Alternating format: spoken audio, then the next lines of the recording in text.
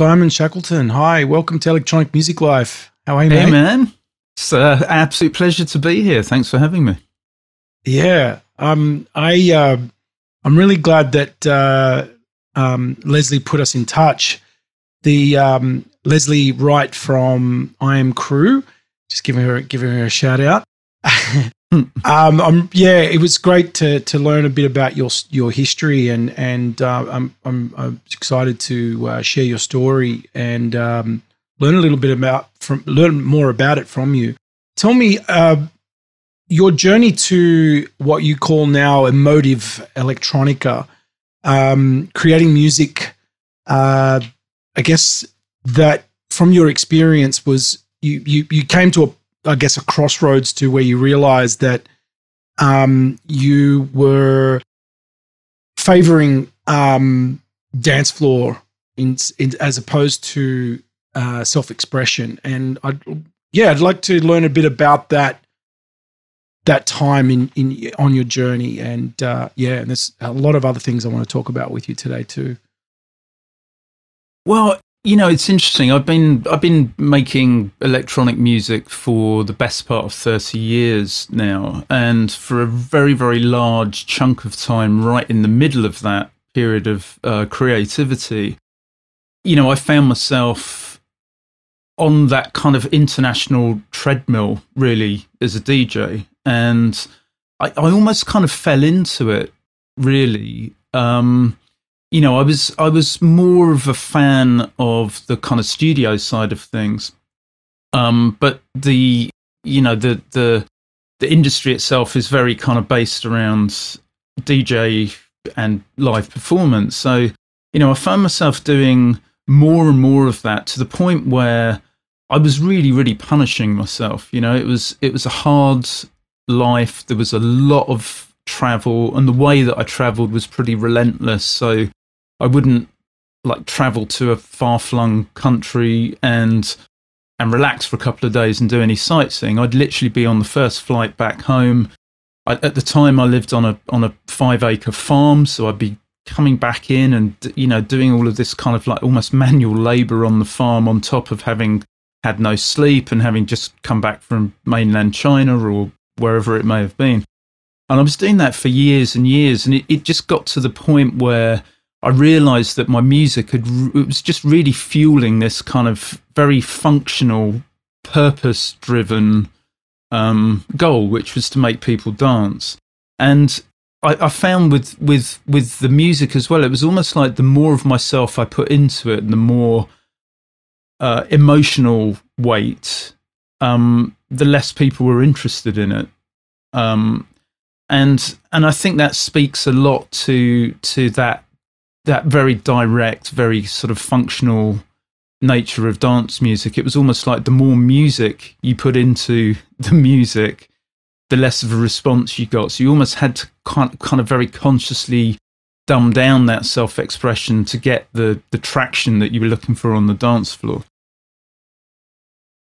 So do you think, did you find that when you were sort of, reconnecting with yourself and your intentions behind making music, that that there was also a connection with the audience as well? Did that change because as of a result to, sort of, because if we get so caught up in just being sort of formulated and we forget about the art, or we forget about why we're doing this in the first place, and whether it's to perform or create music as well,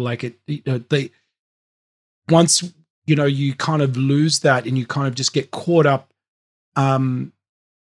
It's like even just being caught up in marketing, just that, and you're losing that essence. So did you find that when you did reconnect with yourself and the intentions, that also spoke in volumes with the audience as well? Yeah, I have been finding that. I mean, I had a very big epiphany actually at Burning Man in 2011, I think it was, and I was playing this sunrise set on one of the biggest kind of art cars out there, And my set was largely quite functional. Like, I understood what sunrise looked like out there, and I brought in a load of music that I didn't normally get a chance to play. So I was able to tap into a slightly more kind of emotive sound. But I was also exposed to a lot of music at that particular Burning Man, and particularly around sunrise and these times of day where people do kind of lean a bit more heavily into the emotive side of things. And I just had a huge epiphany that there was a connection I could make to this music that I really felt myself, like creatively speaking, really felt.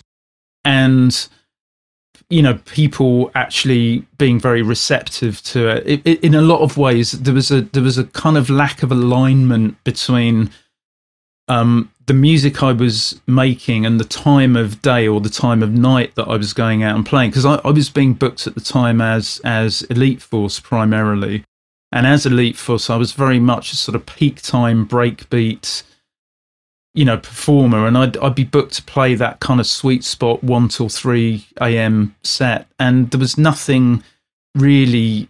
There were no real options to me other than just smash the hell out of it. That was what I was being brought in to do. So everything I did was just very geared to just people having the time of their lives in that sort of peak moment. But really, what I was craving was some of the kind of more interesting stuff that happens around the edges of those peak time performances. So I actually came away from that burn, and I set up my own.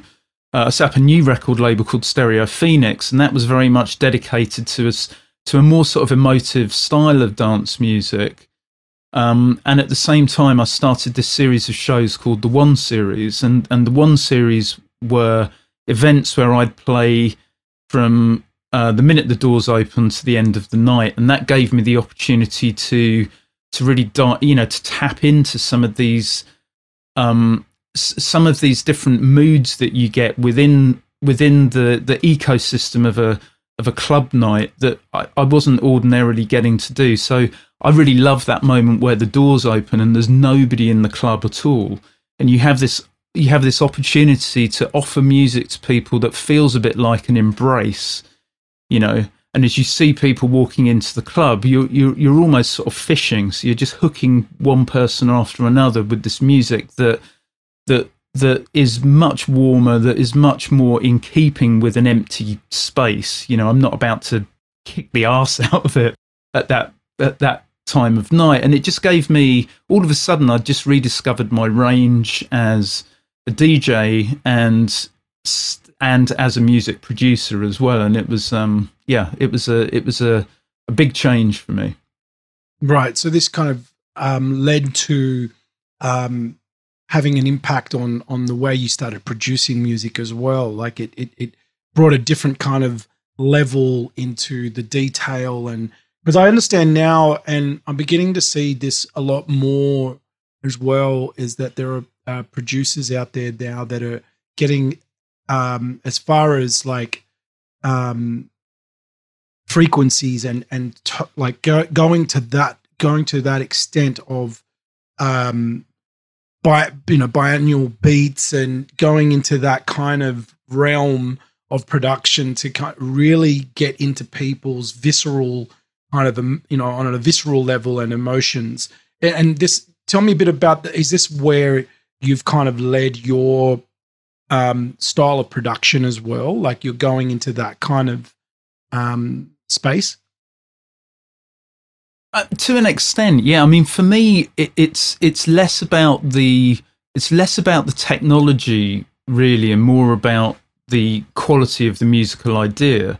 Even though we have this almost exponential growth in computing power and choice, as artists, as electronic music artists, we have pretty much an unlimited choice of sounds, but that doesn't make it any easier to come up with a good idea, right? A good idea is just a good idea. It doesn't really matter how many bells and whistles you have to sort of surround it by. So, so the music I've been making recently is very much first and foremost just focused on the musicality and I'm trying to avoid what I hear a lot in music, where you can almost hear the plugins. You can hear the technology, and the technology is almost governing the creativity to such a point that, for me, the music becomes really quite diluted and really almost overly complex.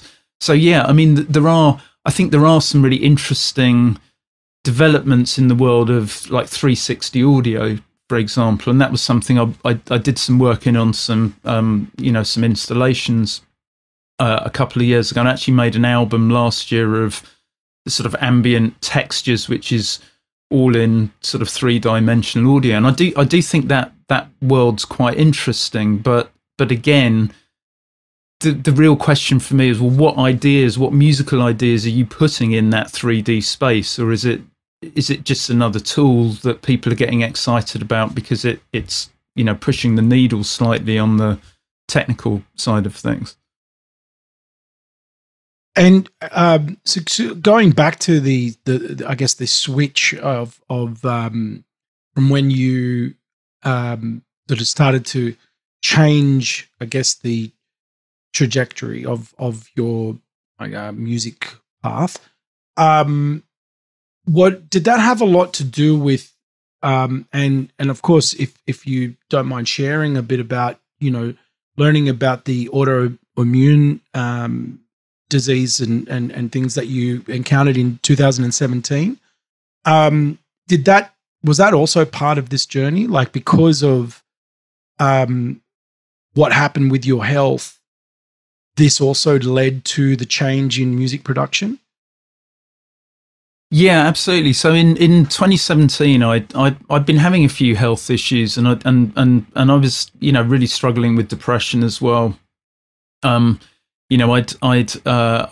separated from my wife of 20 years or something, and I'd left this beautiful farm that I lived on, and I'd sort of ended up in a very small flat. I didn't have a studio other than a laptop and a set of speakers, really. So there was a lot of recalibration going on from a sort of personal point of view, and it felt like this perfect storm was brewing. So on the one hand, I had these kind of mental health struggles, and then on the other hand, I started actually becoming physically quite ill in 2017, and I'd taken myself a little bit off the DJ treadmill to an extent. Like, I wasn't the kind of stuff I was doing before is I'd fly out for the night to China, for example, and then fly back first thing the next day, and I was doing so much of that all over the world, and I'd done it for so many years that I'd started to step back from it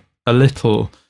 But then I had this period where I'd started to have really bad episodes of vertigo. So to cut a long story short, I went to get that checked out, and it turned out that I had a prolactinoma, which is a tumor on the pituitary gland.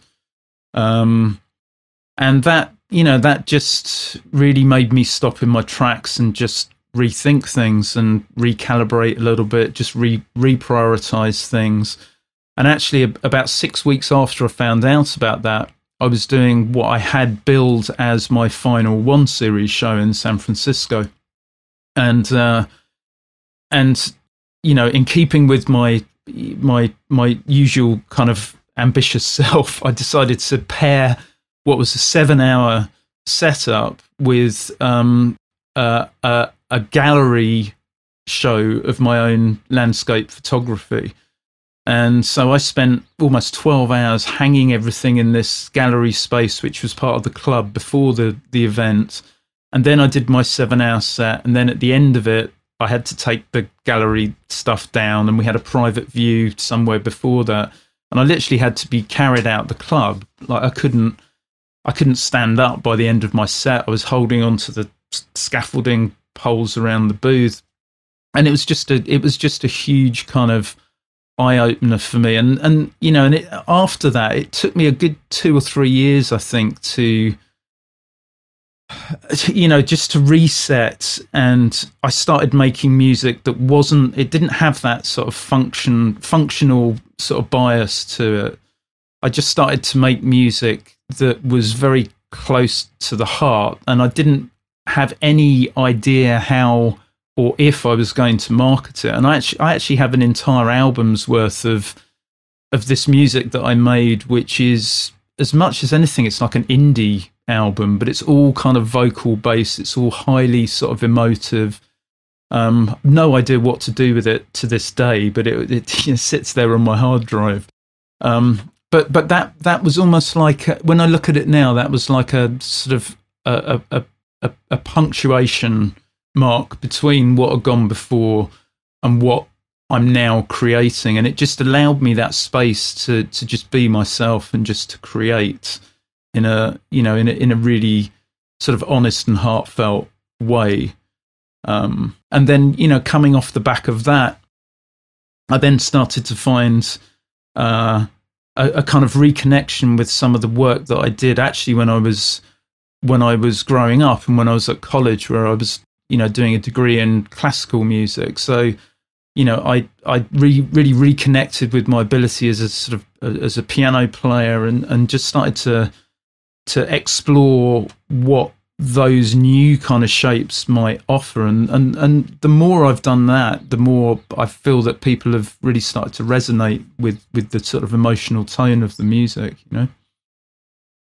Well, because I mean, the creating bangers and wanting to and doing that peak set and creating music for that 1 to 3 a.m. set, there's nothing wrong with doing that.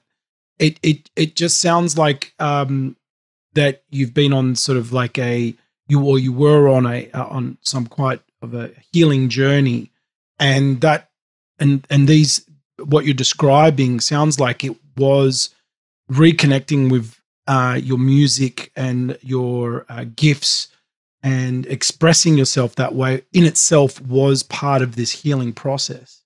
Am I correct by saying that?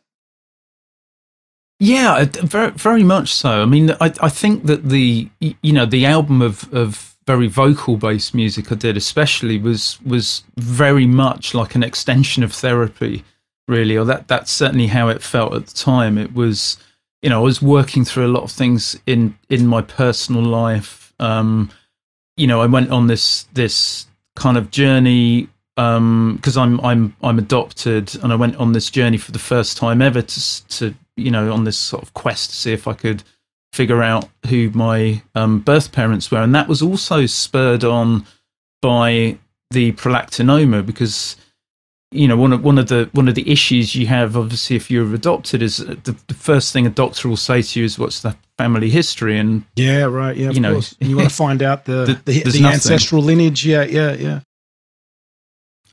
So that was all kind of bundled up in part of this journey, and the music, I realized, for me over the years, it's such a fundamental means for me to express emotion, and I kind of realized that in the past, when my music was gearing itself more towards this kind of peak time banger, functional whatever, is that side of me just wasn't really finding a voice. So yeah, I mean, to your point, it's been a very fundamental part of that kind of healing process and that sense of recovery, really.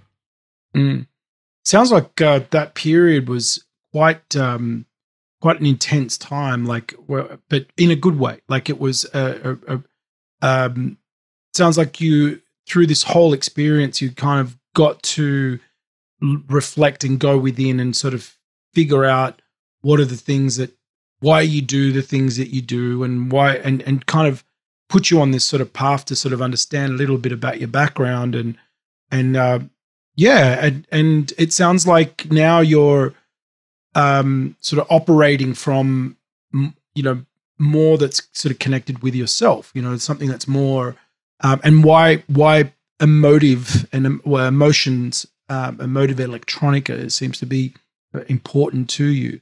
It gives you a sense of purpose now. It gives you this sense of and not that all these things were meant to happen, but they were now that there's an explanation for it, and of why you're doing what you're doing. Is that right? Yeah, I think that's right. I think one thing that it's very easy to lose sight of as a creative as well, and I think it's something that a lot of creatives sort of struggle with, is kind of in some way seeing your sense of self-worth as being very much intrinsically connected to your creative output. And so for me, that was a big struggle when I kind of stepped back from DJing, because a lot of my self-worth was literally reliant on the feedback from audiences and this like sense of status that you have by being successful. So I think I think stepping back, that was one of the biggest challenges for me, was sort of stepping back from that, almost understanding that yes, there's a part of that which is to do with ego, but there's also a part of that which is to do with purpose and your reason for being.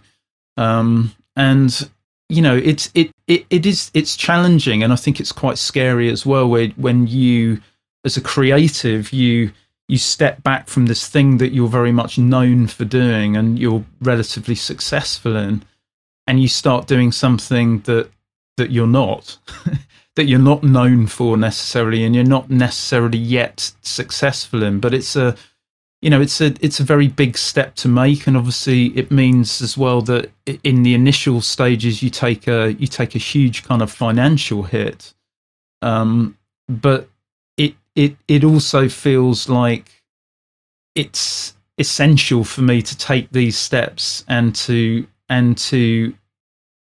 just release and create music that is as authentically about me as it can possibly be. Really, it's about kind of almost finding your essence and really leaning into that.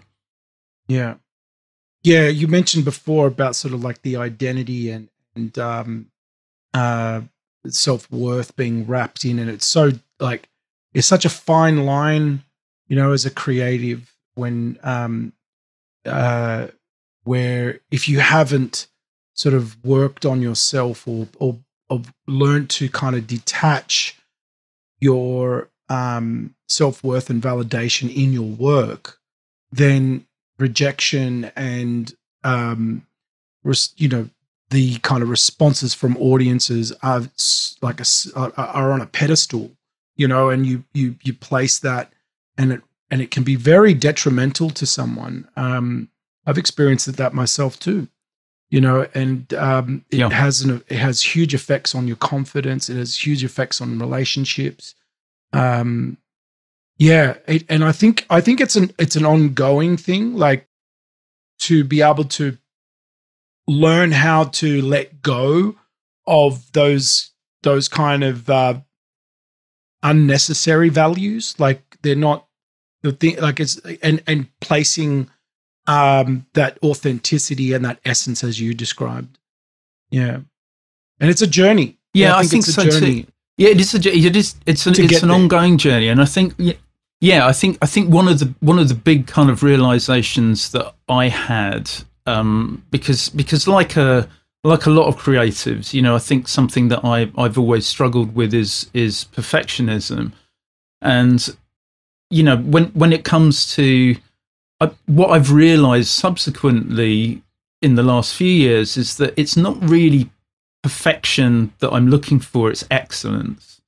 And I think for me personally, if I go forward and I strive to achieve excellence in everything I do, that for me is different than perfectionism, because perfectionism I see as a very kind of binary goal, and it never serves you at all within the the creative sphere, because creating art isn't binary at all. And I know that in the past, when I was doing these 7 or 8 hour long DJ sets, I could have 150 perfect transitions between each track, and I used to map these things out quite forensically as a story, that led people from from A to B and had all these little adventures along the way, and it was quite complex to put together, and it was certainly quite complex to mix.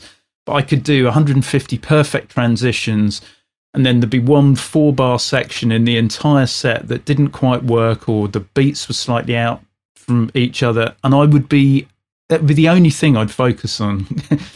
Coming away from it, I wouldn't be focusing on the fact I just pulled 1,000 people into this venue and everyone's had the time of their lives. It's so crippling. Those nuances, it is, and you kind of lose sight of everything else, and you kind of, and I think that those kind of responses or behavioral is based on where you are on that journey of self-reflection, because you're placing, if you haven't healed that part of you that needs that satisfaction, then you're going to do that, even not just in your music, but in other parts of your life. Now, I think that, and this is where overwhelm and burnout and all these kind of things, I think, fester, is if you don't have that hierarchy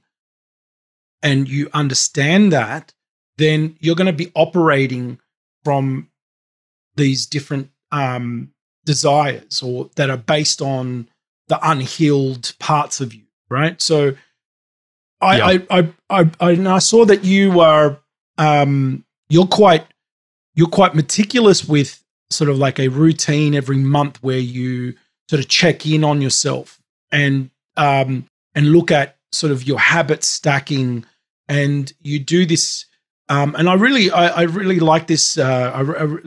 I wanted to sort of talk more about your process here on how you kind of pull that apart, because to me that's self-care, and I see that as being it can be perceived as being, very obsessive in one way, but it's also a very self-caring process to allow you to kind of keep a pillar in place, and to allow not allow the ducks or the things to crumble. So yeah, please tell me more about your process. Yeah, I mean, that's something again that I think it's really interesting. This idea that doing what I do in terms of my sort of self-management or whatever is about self-care, because I think you're absolutely right. In a lot of ways it is, but it's also, I've realized over the years I would literally just do whatever was in front of me. So whatever the job was that needed to be done next, I would do that job. And what I realized over the years is it just meant that all that was happening was I was almost operating like I was a magnet for the things that I just really wanted to do. and all of the things that actually would have served me really well, like the less kind of sexy things, the outreach, the networking, the business. And as someone who's quite an introvert, I always found that side of it very difficult. And I also realized that by operating as I did in the past, where I simply dealt with the jobs as they stacked up in front of me, I felt like I was in this almost sort of perpetual state of disarray and panic, because it was simply, you're just firefighting the whole time. Yeah. And so, a year and a half, 18 months ago or something, I instigated this sort of system of to-do lists, which I've been refining, where, I found that prioritizing things was a very good way of doing that. So in the course of a day, I'd have, say, I would choose one job that I had to do that day, and if that was the only thing I got done, I would be happy at the end of the day. And that was my kind of top tier, and then I had a second tier and a third tier, etc. And that's become more and more sort of sophisticated as the last 18 months has gone on. So, one of the things I realized that was going by the wayside were these more sort of overarching jobs. So, for example, at the moment, I'm due to create a sort of educational course for this company, Producer Tech, that I do some educational music production videos for. and realized that that was just constantly getting bumped back and back and back. So, you know, I now have a system where every week I can see these jobs that at the very top of my list that have yet to be done, but are the more sort of overarching jobs that in the past I would have simply lost track of. You know, and I also find that with these lists, there's a little kind of dopamine hit that you get when you tick a box off from a list, and actually, you know, I love sitting back at the end of the day and seeing 20 boxes all ticked off, and a lot of those jobs they're not making music, they're the peripheral things that go around it. And yes, there is making music that's there and it's in the middle of it, but all of the marketing and promotional things and all the other pieces of the jigsaw that you need to stay on top of are now being kind of kept on top of. So definitely works for me. And what are the some of the software or management software that you're using that kind of helps you?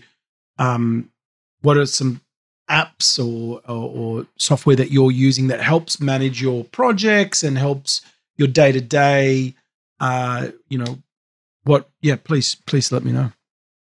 Yeah, I mean, I've been using really extensively actually for the last 6 months. I've been using Airtable. My wife is I haven't come across that. So Airtable. It's kind of it's project management on steroids, really, and it's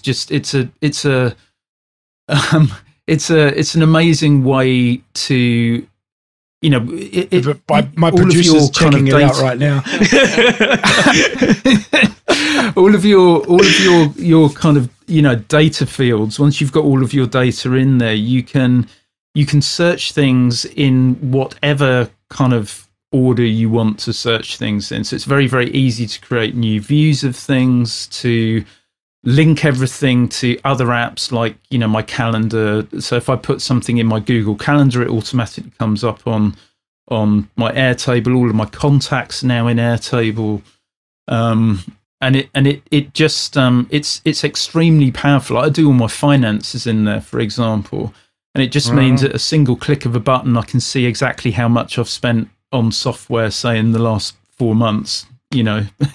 But it makes it really easy for me to be able to just break down everything and have all of these kind of data sets at your fingertips. Because just going back to your point earlier about doing these kind of little monthly audits of myself, I find that really, really rewarding. And I use Toggle as well all the time.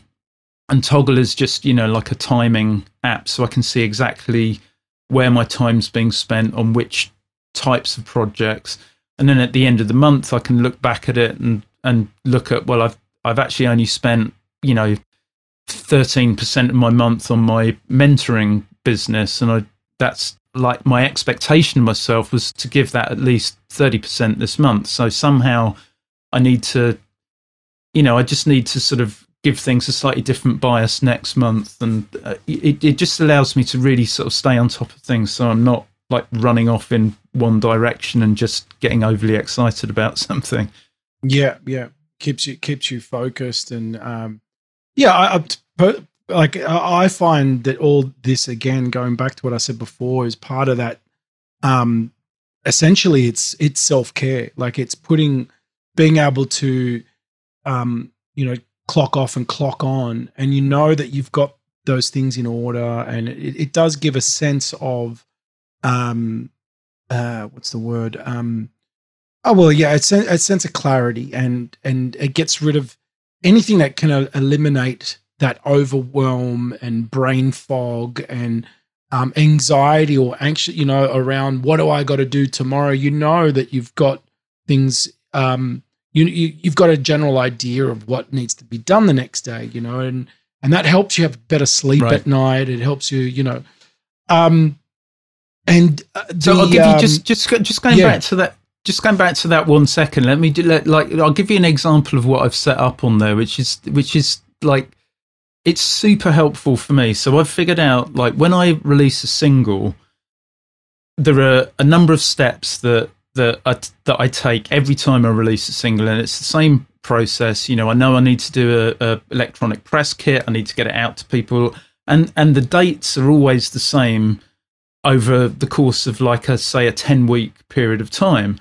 So what I've created on Airtable, or what my wife created on Airtable, is this system where I can put in a single box, I can put name of the new single and then the release date, and then there's a single button, and when I click that button, it auto-populates my to-do list with 80 different jobs over the next 2 months, and automatically puts them all on the days that they should be on the kind of, like, this is day T minus 14, you've set that up, date though. Or whatever. You've set that up, from previous tasks and projects, you've set that up, and so that every time now you do click on that release, it automates for you. That sounds awesome. I love this stuff. Which is just it's so great. Well, you could totally well,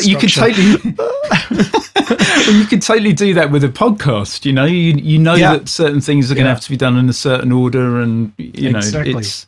Again, it's to your point, it's like you're giving yourself a series of guardrails, and what I think you're doing is using the technology to make life easier rather than getting like muddled with the technology, which I have found in the past I've done before. I've ended up with far too many apps, and I don't know why I'm using them or what they're doing, and just prefer to kind of slim things down. Now it's all under one roof, and it's working.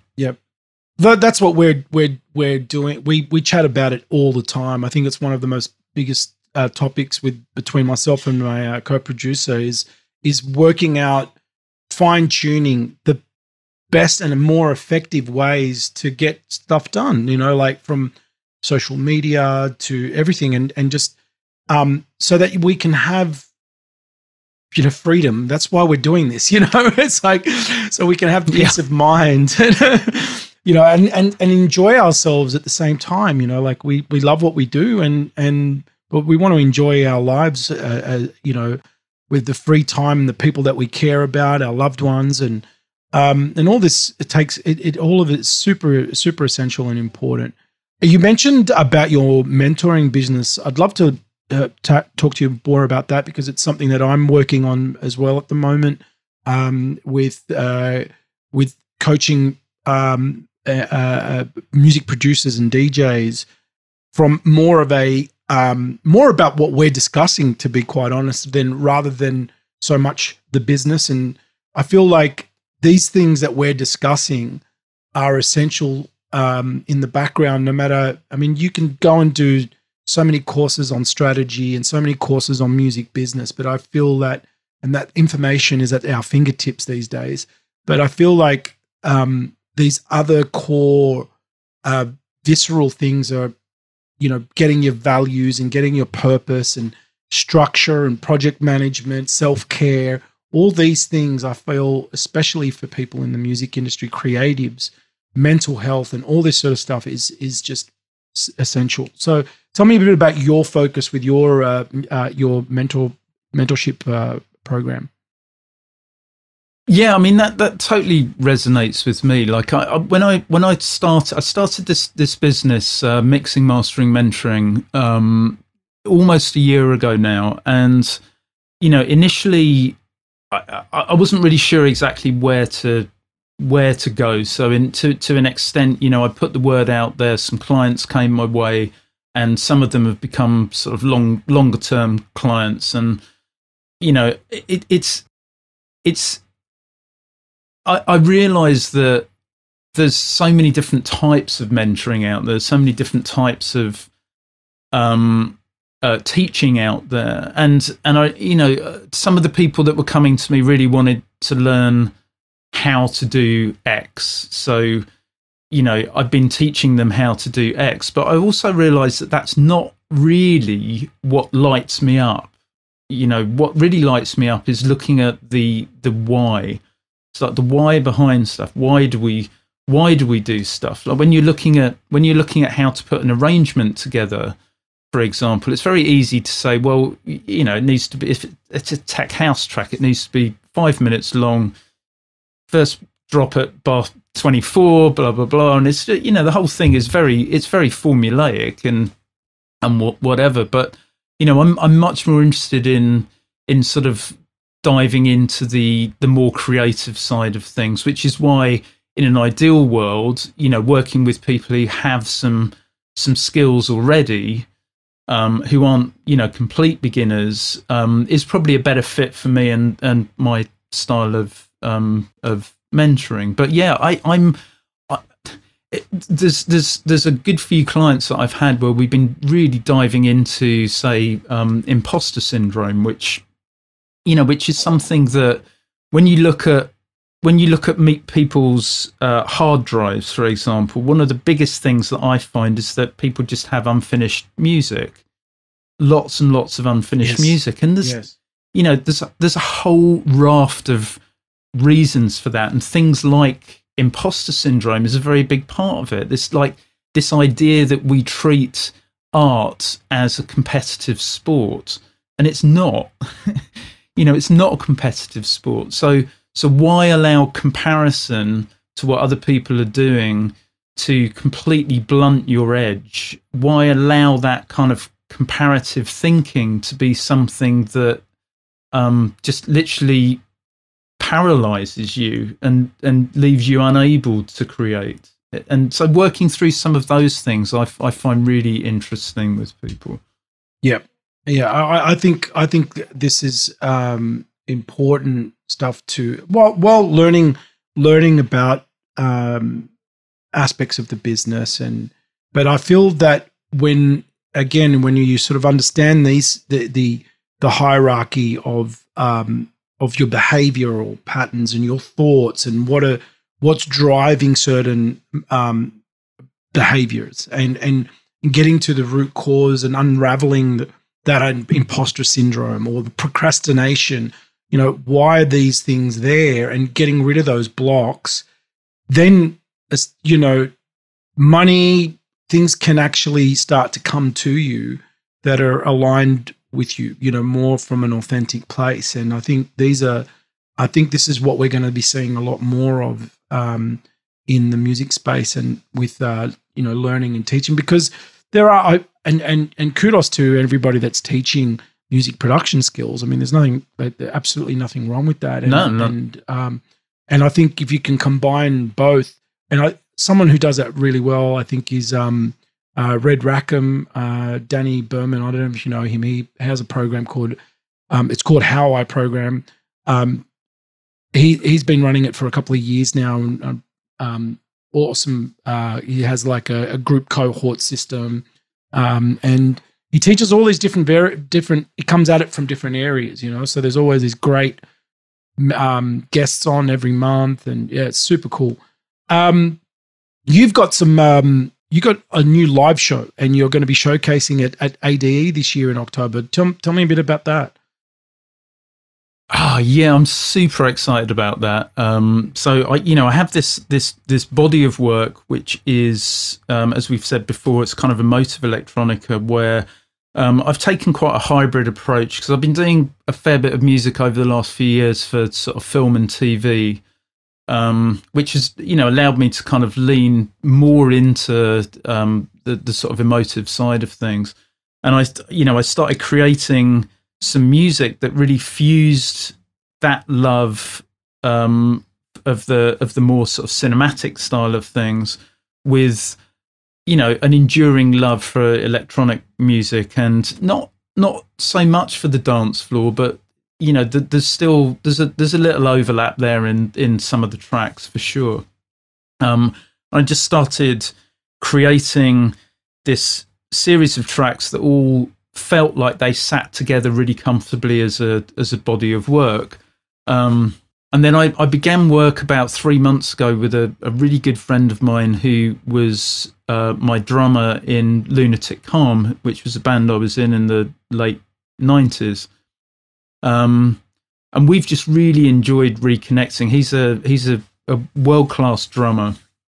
So we've been spending these sort of intensive 2-day sessions at my place, just trying to figure out this huge puzzle piece of how do you take these pieces of music and get them to all fit together in a sort of live space.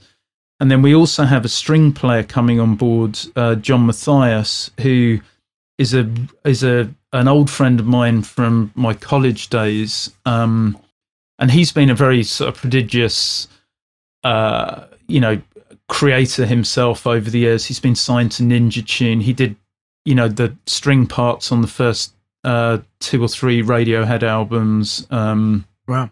And yeah, he's just a really good friend of mine. So he's actually coming in to do live violin parts on these tracks. So we're now pushing for this show at ADE. We're now getting to the point where the live set's pretty much done, and we're starting to explore a lot of the sort of visual imagery and how to control the sort of lighting schematics and stuff like that. So there's an absolute ton of creative work going on around that, but I'm really excited to see how that will work out in the real world, and I can't wait to get back in front of people, because the one thing I do really miss is that sort of connectivity. Absolutely. When you just feel something resonating in the moment. Yeah, absolutely.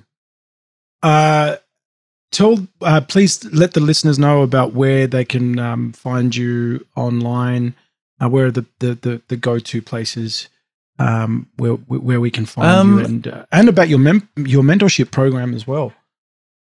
Sure. Yeah. I mean, the best place to sort of find a roundup of what I'm doing is my website, really, at simonshackleton.org, O-R-G, and the mentoring you can find at mixingmasteringmentoring.com, and then I have all the usual sort of socials out there that I'm sure people can figure out how to find me on. So yeah. Awesome. Simon, it was an absolute pleasure chatting with you. It was really good. You too, James. Thank you. Thanks so much for having me. It's good to meet you. I'll looking forward to getting this one out. Thank you so much. Excellent. I look forward to it.